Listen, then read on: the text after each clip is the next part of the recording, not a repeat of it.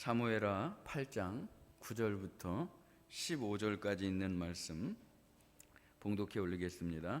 하맛 왕 도이가 다윗이 하데데셀에 온 군대를 쳐서 무찔렀다 함을 듣고 도이가 그의 아들 요람을 보내 다윗 왕에게 문안하고 축복하게 하니 이는 하다데셋이 도이와 더불어 전쟁이 있던 터에 다윗이 하다데셋을 쳐서 무찌름이라. 요람이 은그릇과 금그릇과 놋그릇을 가지고 온지라. 다윗 왕이 그것도 여호와께 드리되 그가 정복한 모든 나라에서 얻은 은금 곧 아람과 모압과 암몬 자손과 블레셋 사람과 아말렉에게서 얻은 것들과 소바왕 르홉의 아들 하다데셀에게서 노력한 것과 같이 드리니라. 다윗이 소금 골짜기에서 에돔 사람 18,000명을 쳐 죽이고 돌아와서 명성을 떨치니라. 다윗이 에돔에 수비대를 두되 온 에돔에 수비대를 두니 에돔 사람이 다 다윗의 종이 되니라.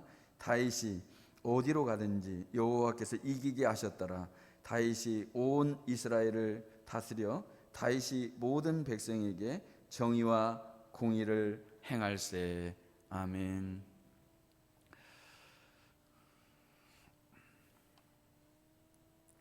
사람은 누구나 잘되고 형통하는 복 받기를 원합니다. 여러분도 잘되고 형통하는 복을 받기 원하시죠? 네. 질문을 한번 드려보겠습니다. 하나님 없이도 하나님 말씀과 관계없이 불순종하면서도 잘되고 형통할 수 있는 겁니까? 네. 하나님 없이 하나님 말씀에 관계없이 불순종하면서도 형통할 수 있는가 여쭤봤습니다. 반대로 하나님이 함께 하시는 사람, 하나님이 같이 계시는데 하나님 함께 하시는데도 불구하고 어려움이 오고 고난이 올 수 있는 겁니까? 자, 하나님이 함께 하시는데도 굉장히 큰 어려움이 찾아오고 말할 수 없는 힘든 일이 덮쳐올 수 있느냐 물어본 겁니다. 오늘 본문은 다윗이 어디를 가든지 여호와께서 이기게 하셨다, 그런 말씀이 8장 14절에 나옵니다. 여기 보면 지역의 이름도 동서남북 다 나옵니다. 뭐 어렵게 생각할 거 없이 이스라엘이라고 하는 나라를 말할 때 단에서 부엘세바까지, 그러니까 북단에서 최남단, 또 이 땅 끝에서 저 끝 땅 말할 때 동서남북으로 축복을 받고 이기게 하셨다라는 내용을 지금 말하고 있는 겁니다. 동쪽으로 가도 이기고 서쪽으로 가도 이기고 남쪽으로 가도 이기고 북쪽으로 가도 이기고 어디를 가든지 다윗이 이기게 되었다 하는 것입니다. 그런데 다윗이 이기니까 모든 나라들이 조공을 바치고요, 그리고 주변에 있는 사람들이 다 스스로 종이 되어서 다윗의 말을 듣고 그 국가에게 이제 굽신거리고 신하의 국가가 되게 됩니다. 근데 이런 말씀이 다윗에게만 해당되는 것이 아니라 오늘 은혜의 말씀 사무엘상 14장 47절에 있는 말씀을 보면 사울이라는 사람도 왕위에 오르고서 채 2년이 안 돼서 엄청난 형통과 이김을 경험했는데 뭐라고 말을 하느냐면 주변에 있는 모든 에돔과 소바의 왕들과 블레셋 사람들을 쳤는데 향하는 곳마다 이겼다라고 말하고 있습니다. 똑같은 말씀이죠. 어디를 가든지 이기게 하셨다라는 말씀과 또 사울은 향하는 곳마다 이겼다는 겁니다. 어디를 가든지 이겼다라는 말과 향하는 곳마다 이겼다라는 말과 같은 말씀이라는 겁니다. 근데 가만히 놓고 보면 사무엘상 14장과 15장에 있는 말씀을 보면 지금 오늘 읽은 본문은 사무엘 하의 말씀이고 지금 사무엘상 14장과 15장에 있는 말씀을 보면 가장 빛나는 승리의 순간, 그리고 어디를 가든지 이기고 향하는 곳마다 이겼던 사울의 삶에서 승리의 기록들이 가득 차 있을 때 사울은 인생의 절정, 가장 빛나는 순간에서 가장 하나님 마음을 아프게 해드렸던 때가 이때라는 겁니다. 하나님을 떠나 있었고 하나님을 슬프게 했고 하나님이 버렸다라고 하는 말을 하셨던 게 사무엘상 14장과 15장에 연거푸 말씀이 나오고 있는 것을 볼 수가 있습니다. 다시 말하면 순종이 아니라 불순종의 삶을 살았기 때문에 여러분 너무나 익숙하게 잘 아는 순종이 제사보다 낫다라는 말이 여기 나올 정도로 사울은 하나님에게서 떠났고 하나님의 말씀과 관계없이 살았는데 어디를 가든지 어떻게 했다고요? 이겼다는 거예요. 향하는 곳마다 어떻게 했다고요? 이겼다는 거예요. 이 말을 바꾸면 이기고 형통했는데 하나님 없이도 이겼다는 겁니다. 많은 사람들은 이거에 현혹되는 것 같아요. 잘 되면, 형통하면 그 사람이 믿음으로 살았다라고 생각하는 것 같아요. 그렇지 않을 수도 얼마든지 있다라는 것을 우리가 알아야 된다는 것입니다. 하나님 없이도 잠깐 형통할 수 있다는 겁니다. 하나님이 있어도 고난 가운데 있을 수 있다는 것입니다. 그래서 세상 정신의 그 뿌리라고 할 수 있는 바벨론의 가치는 이렇게 표현할 수 있습니다. 내 안에 사는 사울. 잘 기억하셔야 됩니다. 세상 정신의 가치를 두고 세상의 깊은 뿌리 속에서 살아가는 이 모습을 내 안에 사울이라고 우리가 명명해 보겠다는 겁니다. 그렇게 표현해 보겠다는 겁니다. 내 안에 사울이 존재할 수 있다. 또 한 가지는 무엇이냐면 믿음으로 하나님 앞에서 하나님 중심으로 하나님을 기쁘시게 하는, 하나님께만 영광 돌리고자 하는 마음이 있는 것을 다윗의 내 안에 다윗이라고 명명해 보도록 하겠습니다. 그러면 내 안에 다윗이 있고 내 안에 사울이 있을 수 있다는 거예요. 이 두 가지, 내 안에 사울과 내 안에 다윗, 어떤 관계가 있는지 오늘 말씀을 통해서 어떻게 믿음으로 살아가야 되는지를 한번 보도록 하겠습니다. 은혜의 말씀 세 번째 있는 말씀을 보면 이런 말씀이 있습니다. 사울의 집과 다윗의 집 사이에 전쟁이 오래매 다윗은 점점 강하여지고 가고 사울의 집은 약하여 가니라. 지금 현재 정세를 지금 말하는 거 있는데요. 뭐 어떤 당이 지지율이 올라가고 어떤 당이 지지율이 내려가고 그런 걸 말하는 게 아니라 사울은 이제 지는 애이고 다윗은 뜨는 애입니다. 그래서 사울의 시대는 가고 다윗의 시대가 오게 되는데 이것을 다르게 표현해서 우리의 마음 가운데 있는, 내가 믿음으로 출발해서 사울도 역시 믿음으로 출발했다는 겁니다. 사울도 믿음으로 시작했다는 겁니다. 시작은 겸손으로 시작했다는 겁니다. 근데 사울이 향하는 곳마다 이겼을 때 그의 삶은 어디 있는지 없어지고, 그의 겸손은 어디 갔는지 없어지고, 그의 순종은 어디 갔는지 없어지고, 내 안에 사울이 점점 커가기 시작했다는 겁니다. 괴물로 변하기 시작했다는 겁니다. 그런데 우리의 마음 가운데 있는 마음의 상태를 놓고 보면 내 안에 사울이 올라가면 나는 가장 세상적인 불순종의 사람이 되는 거고, 내 안에 다윗이 힘을 얻고 강하여지면 내 안에 다윗은 하나님을 기쁘시게 하는 온전한 하나님의 사람으로 일어나게 되는 겁니다. 그러면 이제 질문하는 겁니다. 내 마음속에 내 안에 사울이 지금 힘을 얻고 있는가? 내 마음속에 내 안에 다윗이 힘을 얻고 있는가 하는 것입니다. 하나님의 사람은 점점 하나님을 기쁘시게 하고 온전히 하나님께 영광을 돌리는, 진짜 내 안에 다윗으로 살아가는 그런 하나님의 사람으로 일어나고 점점 강하여지는 복을 받게 된다는 겁니다. 그 연탄길이라고 하는 책을 쓰신 분이 있어요. 그 이철환 작가라고 여러분 많이 읽어보셨을 겁니다. 굉장히 많은 사람들이 읽은 책인데 그분이 예수 믿으면 행복해질까, 그런 책을 써서 많은 사람들이 읽게 됐습니다. 근데 그 중간 내용에 보면 이런 내용이 나옵니다. 세상 밖에서 하나님 안으로 들어오는 것보다 하나님 안에서 하나님 안으로 들어가는 게 더 어렵다라는 말을 합니다. 이게 무슨 말이냐면, 안 믿는 사람이 오히려 예수 믿는 더, 하나님 믿고 예수 믿고 교회 안으로 들어오는 게 더 쉽고, 교회 안에 있는데도 불구하고 진짜 하나님 안에서 깊이 하나님을 제대로 믿는 게, 진짜 하나님을 믿는 게 더 어렵다는 고백을 하고 있는 겁니다. 여러분 어떻게 생각하십니까? 내가 교회 안에 들어왔어요. 하나님 안으로 들어왔어요. 근데 이 하나님 안에서 진정으로 힘을 내서 진짜로 하나님께 완전히 참신앙의 자리로 들어가는 거, 그게 진짜로 더 어렵다는 거예요. 사울은 처음에는 출발은 사울로 시작했고 하나님의 사람으로 믿음으로 겸손하게 하나님 영광 돌리기 위해서 출발했지만 점점 추락해가는 자기 모습을 발견해내지 못하고 결국은 버림받게 되고 멸망길로 나아가게 됩니다. 다윗은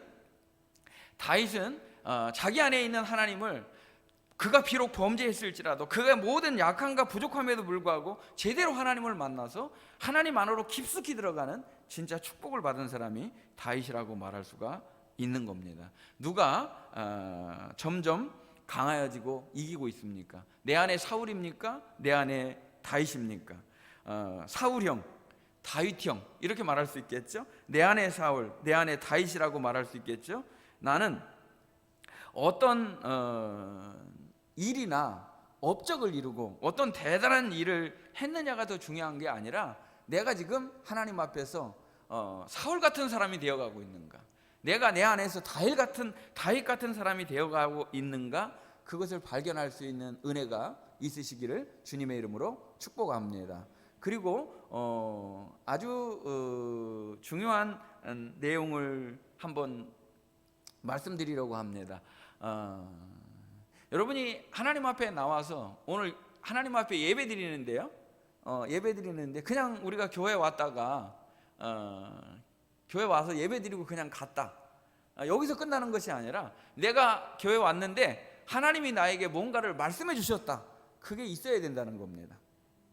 여기 내가 왔는데 그냥 여기 왔다가 그냥 가면 그냥 우리는 예배 행위를 한 거고 종교 생활을 한 거라는 거예요. 그것에서 끝나는 것이 아니라 하나님한테 내가 왔다니 하나님이 내게 말씀을 주셨다, 하나님이 내게 말씀으로 말을 걸더라는 거예요. 내가 이렇게 살기를 원한다, 내 삶에 나는 너에게 관심이 있다, 내가 원하는 것이 이것이다 라고 하는 하나님이 말씀으로 내게 말을 하는 것을 들을 수 있는 복을 받는 우리 성도들이 되시기를 주님의 이름으로 축복합니다. 내 안에 사울이 아프게 느껴져야 돼요. 내 안에 자아가 괴롭게 느껴져야 돼요. 내 안에 가시가 보여야 된다는 거예요. 반대로 하나님을 향한 열망들을 키워내는 더 은혜의 자리, 더 믿음의 자리, 더 말씀의 자리로 들어가려고 하는 강력한 소원이 말씀 들으면서 일어나는 복이 있는 우리 성도들이 되시기를 주님의 이름으로 축복합니다. 다시 말씀드리지만 그렇게도 원하는 승리, 형통의 복을 둘 다 받았는데 어떤 사람은 향하는 곳마다 이겼고 어떤 사람은 모든 어디를 가든지 이기게 하셨다는데 둘 다 똑같이 형통했는데 결과는 완전히 다른 결과를 얻게 되었다는 겁니다. 그 두 사람의 아주 큰 차이는 무엇일까? 오늘 그것을 말씀을 통해서 발견하면서 나는 어떻게 살아가야 될 것인가에 답을 얻는 고민하는 우리 성도들이 다 되었으면 좋겠습니다. 제일 먼저 우리가 생각할 것은 하나님 앞에서냐 사람 앞에서냐의 문제입니다. 하나님 앞에서 사는 사람과 사람 앞에서 사는 사람의 차이를 말씀하고 계시는 겁니다. 사무엘상 15장 24절에 있는 말씀을 보면 사울이 사무엘에게 이르되 내가 범죄하였나이다, 내가 여호와의 명령과 당신의 말씀을 어긴 것은 내가 백성을 두려워하여 그들의 말을 청종하였나이다, 이렇게 말하고 있습니다. 근데 무슨 말이냐면은 이제 사울이 전쟁에 나가서 큰 승리를 얻었습니다. 근데 사실 사울이 승리를 거뒀는데 당시에 있는 말씀을 보면요, 이들에게는 그렇다 할 만한 전술도 없었고 최신 무기도 없었습니다. 이 이김은 하나님이 주신 겁니다. 우리의 인생은 하나님이 승리를 주실 때, 이기게 하실 때만 누릴 수 있는 복이라는 거예요. 근데 사울은 그 이김이 나로 인해서 왔다라고 생각을 한 거예요. 많은 사람들이 여기에서 착각하게 되고 교만하게 되고 자기의 자리를 이탈하게 됩니다. 우리가 잘된 것은 하나님이 긍휼히 여겨주셨기 때문에, 잘되게 하셨기 때문에 잘된 것인 줄 믿으시기 바랍니다. 근데 사울은 하나님 앞에서 내가 복을 받았습니다 말한 게 아니라 사람들 때문에 내가 이렇게 되었다, 사람들 때문에 내가 이렇게 했다라고 말하고 있는 겁니다. 그러니까 하나님을 두려워하는 인생이 되어야 되는데 사울은 사람을 두려워해서 사람의 말을 들었다라고 말하고 있습니다. 사람의 말을 들었다는 겁니다. 사람 앞에서 신경을 썼다는 겁니다. 점점 우리가 생각해 봐야 될 거는 뭐냐면, 많은 사람들이 어떤 일을 이루었는가, 업적이죠. 어떤 일들을, 어떤 결과를 내놨느냐 하는 결과 중심적이죠. 그리고 내 인기가 올라가느냐 내려가느냐 이런 걸로 자기의 위안을 삼는 경우가 많습니다. 일이 잘 됐느냐, 어떤 결과가 나왔느냐, 내가 지금 인기가 있느냐, 이걸로 관심을 갖는다는 거예요. 근데 사랑하는 성도 여러분, 내가 하나님 앞에 있음으로 인하여 감사할 수 있는 은혜가 있으시기를 주님의 이름으로 축복합니다. 하나님 앞에 있는 것 때문에 우리가 하나님 앞에서의 삶을 사는 것이 제일 중요한 복이라는 거예요. 업적보다, 성과보다, 인기보다 제일 중요한 것이 하나님 앞에서 살아가는 삶이라는 것이고, 하나님과의 나와의 관계라고 하는 것을 잊지 않는 성도들이 되시기를 주님의 이름으로 축복합니다. 근데 사울은 어떻게 했다고요? 사람들을 두려워했다는 거예요. 이 두려움은 하나님 앞에 갖는 두려움이 있어야 됩니다. 그게 경외심입니다. 하나님을 두려워할 줄 알고, 하나님을 의식할 줄 알고, 나의 삶은 하나님 앞에 있습니다라고 고백하며 그 삶을 살아가는 우리 성도들이 되시기를 주님의 이름으로 축복합니다. 그렇다면 다윗은 어떨까요? 사무엘하 6장 21절에 보면 아주 의미 있는 내용이 나옵니다. 이 내용은 여러분이 다 앞에 부분들을 못 읽으셨기 때문에 간단하게 얘기하면, 이제 다윗이 역시 하나님께서 복을 주십니다.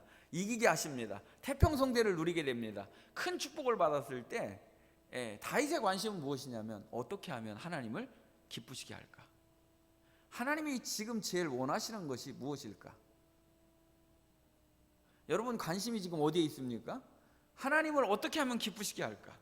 하나님이 원하시는 것이 무엇일까? 여기에 지금 관심을 가지고 있다 그러면 그 사람은 아주 건강하고 충만한 믿음에 있는 겁니다. 그래서 다윗은 고민을 했어요. 하나님을 어떻게 하면 기쁘시게 할까? 하나님이 원하시는 것은 무엇일까? 그때 생각난 것이 무엇이냐면, 오베데돔의 집에 있는 벗개를 이제 모셔와야 되겠다는 생각을 하게 됩니다. 여차여차해서 벗개를 모셔오는데 얼마나 그가 기뻤느냐면, 베옷을 입고 막 춤을 추게 됩니다. 막 춤인지 막 춤을 춘 건지는 모르겠습니다. 그래서 아무튼 막 춤을 추다 보니까 이 옷이, 바지가 내려가가지고요, 배 에봇이 내려가가지고 여기 엉덩이, 허리토막이 다 보인 거예요. 그러니까 그의 부인, 사울의 딸이죠, 미갈이라고 하는 그 부인이 뭐라고 얘기를 하냐면, 채신머리 좀 지키지, 왕 정도 된 사람이, 왕이 어떻게 그렇게 채신머리 없이 그렇게 하느냐라고 말합니다. 그러니까 다윗이 대답한 내용이 사무엘하 6장 21절에 있는 말씀인데요, 거기 보면 두 가지 똑같은 단어가 나오는데 뭐라고 말을 하냐면, 여호와 앞에서 내가 이렇게 한 것이다, 하나님 앞에서 내가 뛰어놓은 것이다. 그 앞에도 또 나와요. 하나님 앞에 내가 너무 기뻐서 막 춤을 춥니다라고 고백을 하고 있는 겁니다. 막 춤을 췄는데 그 이유는 사람을 기쁘시게 한 것이나 사람을 의식해서 한 것이 아니라, 내가 하나님 앞에 이렇게 쓰임 받을 수 있다는 것 때문에, 내가 하나님 앞에 이렇게 귀중한 일에 쓰임 받을 수 있다는 것 때문에, 내가 하나님의 일을 하고 있다는 것 때문에 너무 기쁘고 감사했다는 겁니다.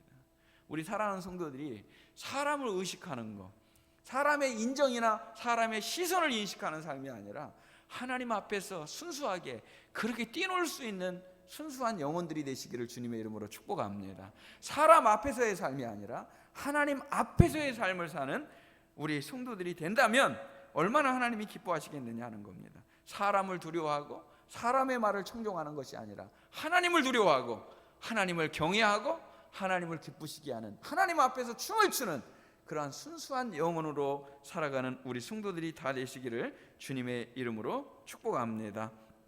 내 삶의 모든 영역과 모든 모습이 하나님 앞에서의 삶이 되기를 소원합니다. 하나님 앞에서가 나의 관심이고, 하나님 앞에서 하나님 중심으로 하나님 제일로 살아가는 우리 성도들이 된다면 너무나 좋겠다 하는 것입니다. 두 번째 말씀하시는 것은 삶의 방향입니다. 삶의 방향은 자기를 위한 삶이 있고 하나님을 위한 삶이 있습니다. 승리 후의 모습을 보면 알 수 있어요. 우리가 막 치열할 때는 몰라요. 근데 싸우고 나서 승리라고 하는 축복, 이김이라고 하는 축복, 형통이라고 하는 그 축복을 받고 나서 말하는 걸 보면 알 수 있다는 거예요. 내가 잘해서, 나 때문에, 이렇게 말하는 사람들은 자기를 위한 삶을 살았다는 거예요. 근데 하나님의 영광을 위해서 산 사람은 모든 것이 하나님의 은혜입니다, 하나님이 복 주셨기 때문에 된 것입니다라고 그렇게 말한다는 거예요.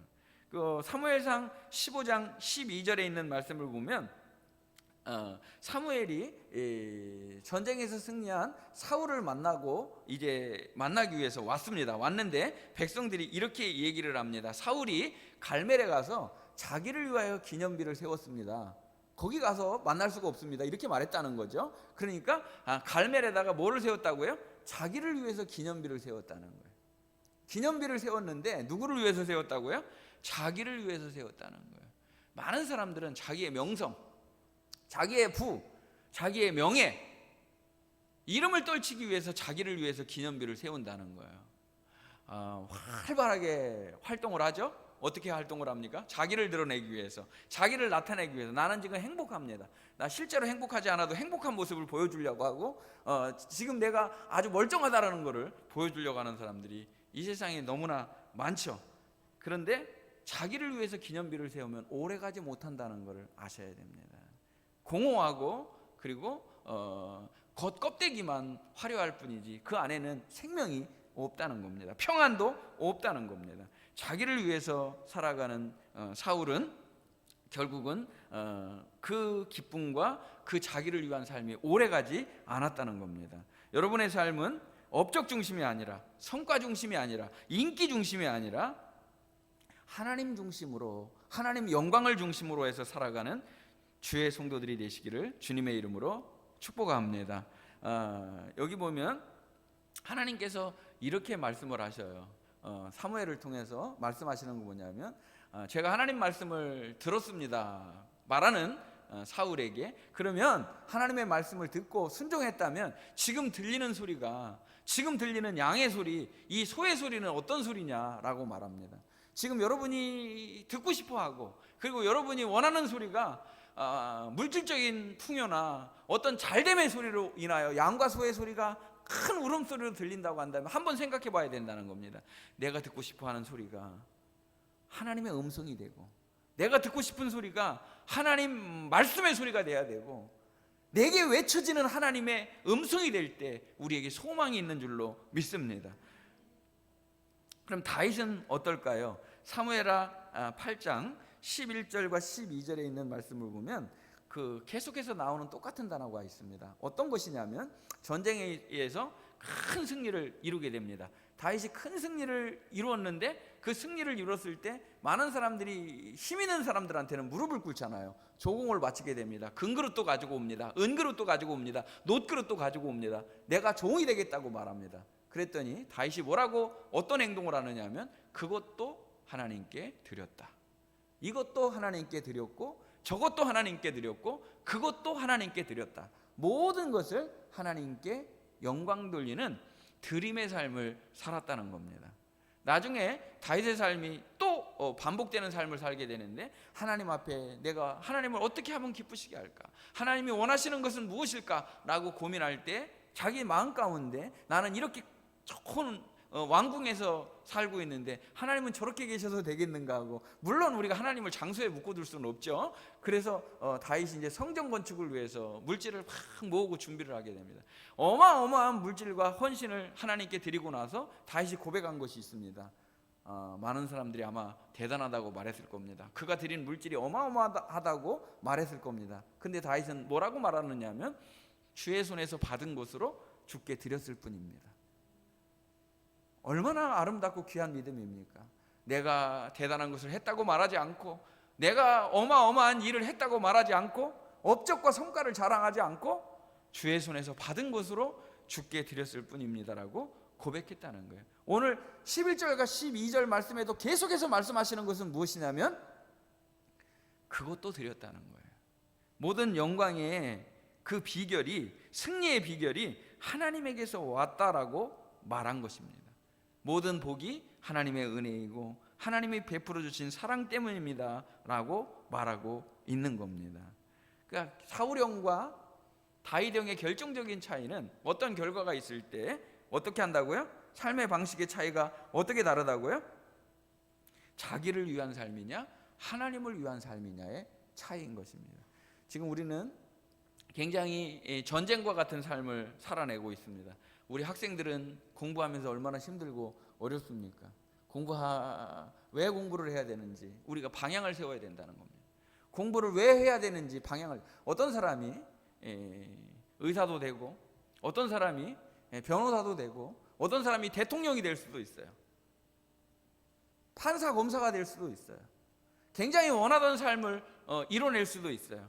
근데 삶의 방향이 잘못됐다면 이뤄낸 것이 오히려 재앙이 될 수도 있다는 거예요. 대단한 사람이 됐다고 생각했는데 하나님께는 버림받을 수도 있다는 거예요.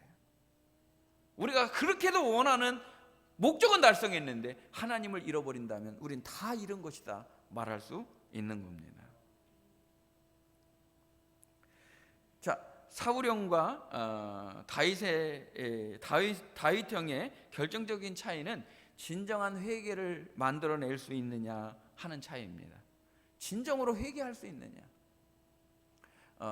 사람들이요, 뭔가가 되고 배불렀을 때는 회개하지 않습니다. 자기 자신을 돌아보지 않는다는 거예요.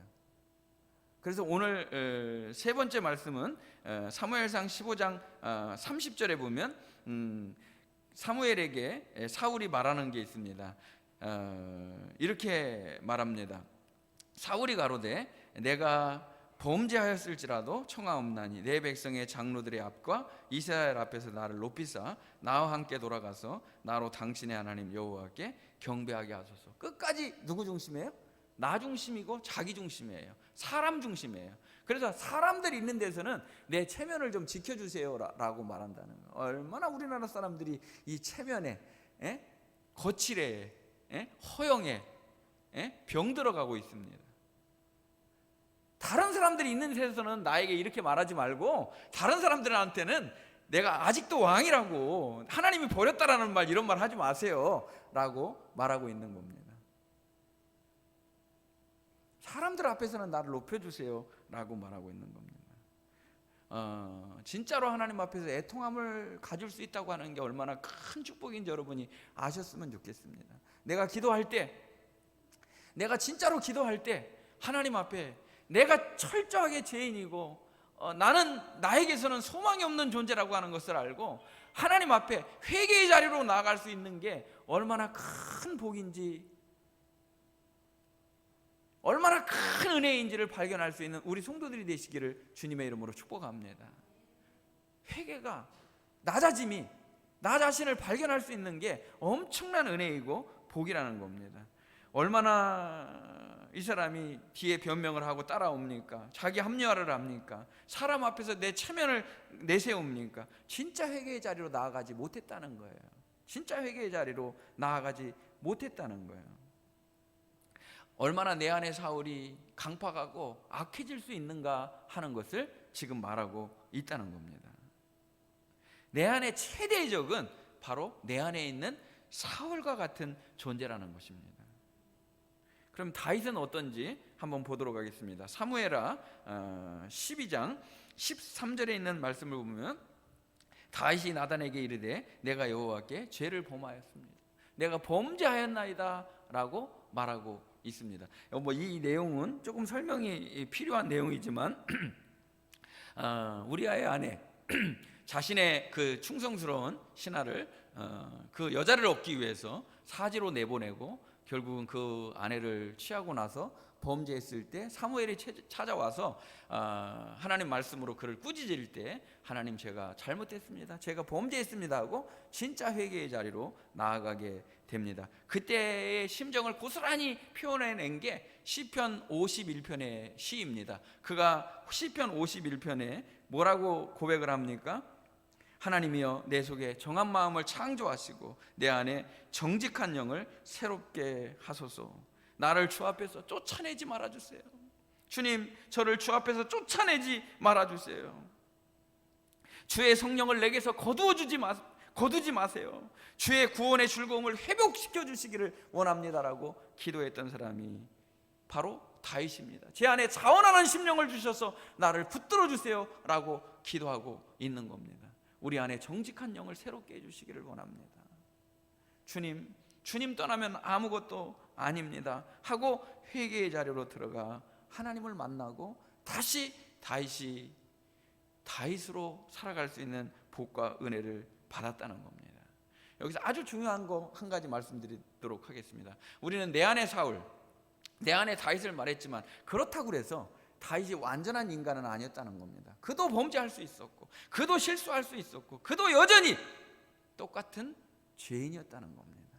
그렇기 때문에 우리에게 완전한 왕은 예수 그리스도 한 분밖에 없는 것이고 만왕의 왕, 만주의 주가 되시고 우리의 완전한 모범, 믿음의 주여 온전케 하시는 이니 믿음의 신뢰의 대상, 완전한 믿음의 대상은 예수 그리스도 한 분밖에 없다는 사실인 것입니다.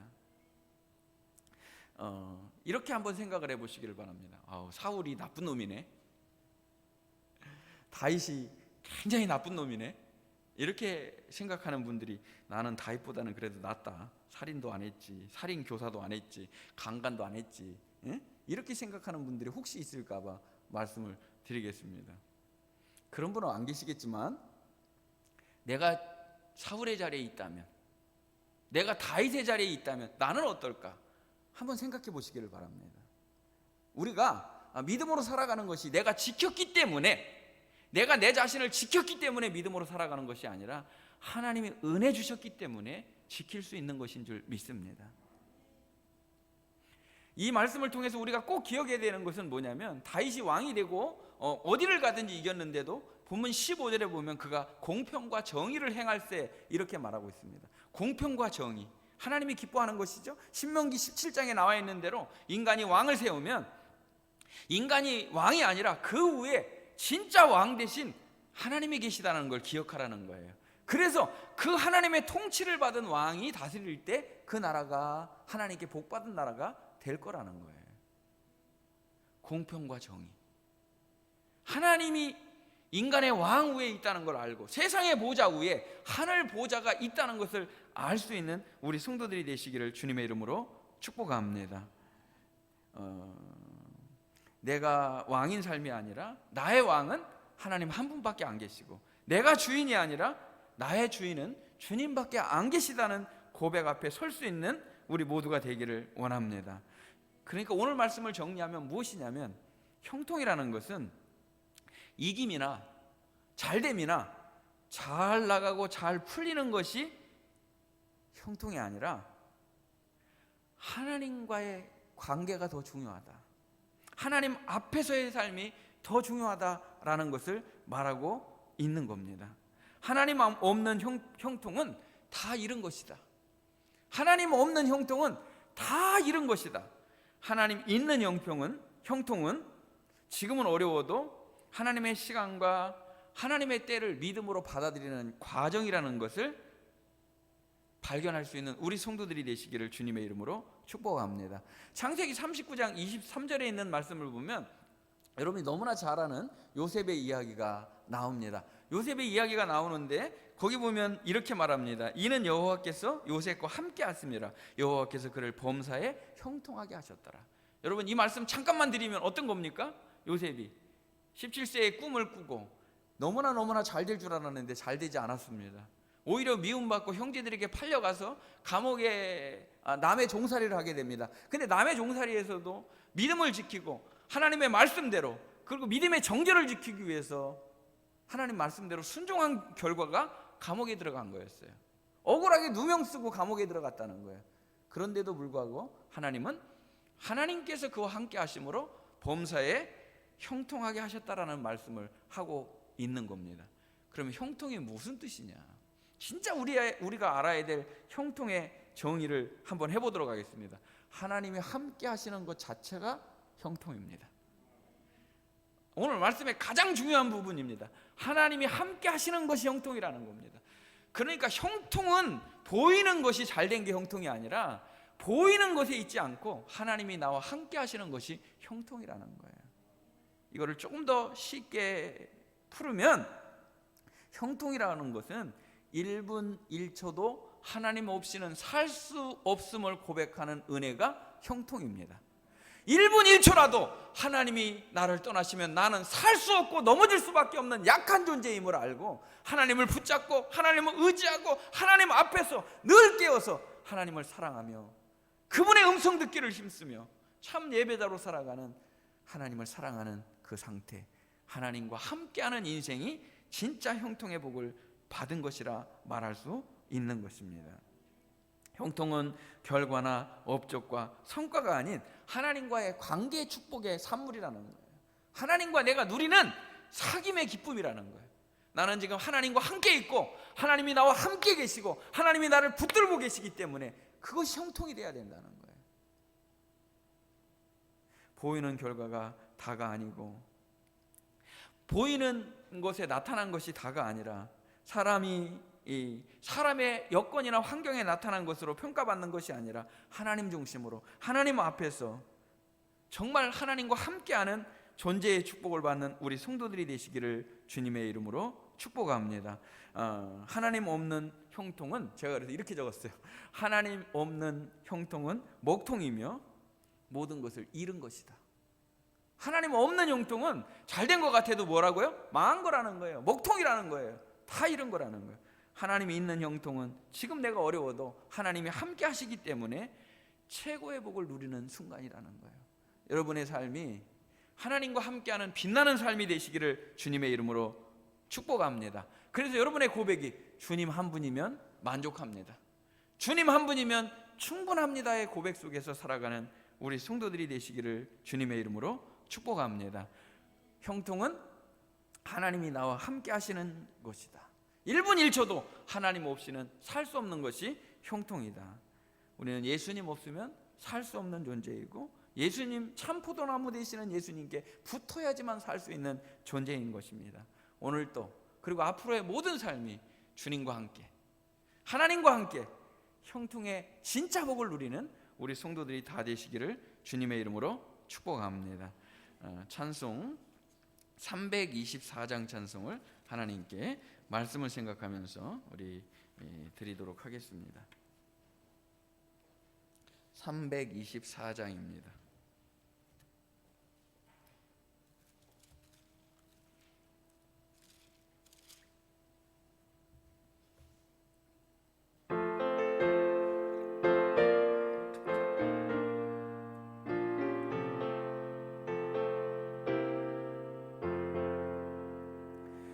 예수 나를 오라 하네, 예수 나를 오라 하네. 어디든지 주를 따라 주와 같이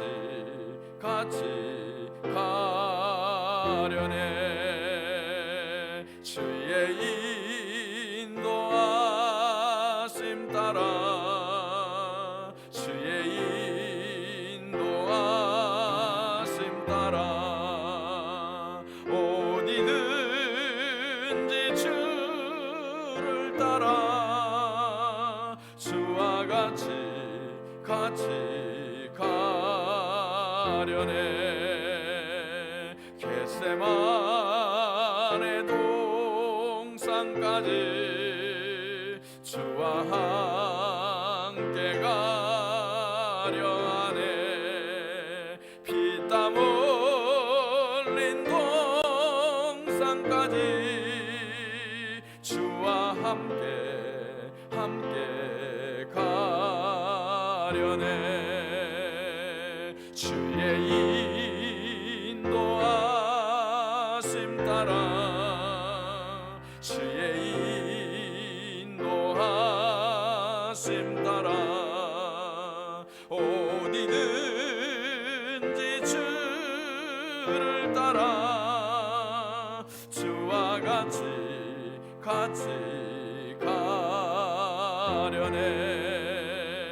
심판하실 자리까지 주와 함께 가려 하네.